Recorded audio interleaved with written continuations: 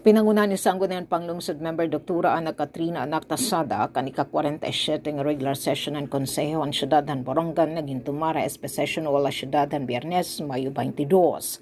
Hindi nga sesyon ngayon parigunanan mga magbaralaod ang naging proponer nga ordinansa, an ordinance establishing the Borongan Cultural Mapping Program and institutional mechanisms for the identification, documentation, geotagging, registration, education, and preservation of cultural properties in the city of Borongan nga pangunang igindusoan Committee on Tourism, Culture and Arts nga chairperson ni SPM Maria Rosentasa. Iging pasaliwatan konseho ang resolusyon na nag-autorisar kan Borongan City Mayor si Ivan Dayan Angda nga mag-apply Sustainable Forest Land Management Agreement at Department of Environment and Natural Resources si Pinagid Forest Land Use and Allocation Section and Laramid Forest Resources Management Division Forest Management Bureau para tibakong Sea of Clouds and Nature Park sa Syudad at Borongan ug gigimpasa pa ang resolusyon na nagpaparig-on itibakong Sea of Clouds and Nature Park Implementation and Operational Plan para hituig 2026 nga dahituig 2028.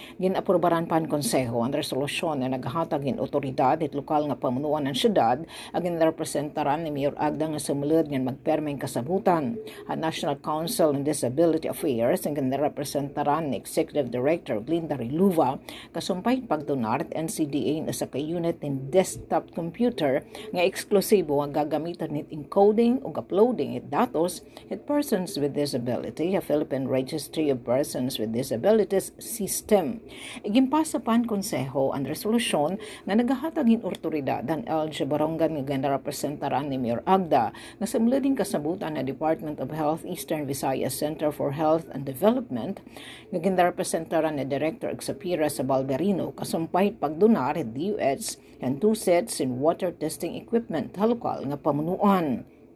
Ngan ginaprobaran pa ang resolusyon nga nag-uutorisar ang lokal nga pamunuan na ginrepresentaran it alkalde nga sumlad nga magpermeng kasabutan. A Family Planning Organization of the Philippines ang ginrepresentaran Executive Director Mr. Hernandez Sinok kasumpay partnership o kooperasyon na pagdudumaring koordinado nga mga aktibidad at pag-implementar sexual and reproductive health sa syudad. Samtang iging panginsayo liwatan konseho kang Police Lieutenant Colonel Salver Cabanillas, Acting Chief of Police sa Borongan City Police Station, ang presenting ang sitwasyon ni peace and order syudad ng Borongan kundi iginhanayan opisyal at doon na akumplisaran BCPS tikangan mga bulanhan Enero 2026 nga dahan Mayo 11 niya nga tuig 2026. Para sa Bagong Pilipinas, Sok Aberia, Radyo Pilipinas, Radyo Publiko, Borongan.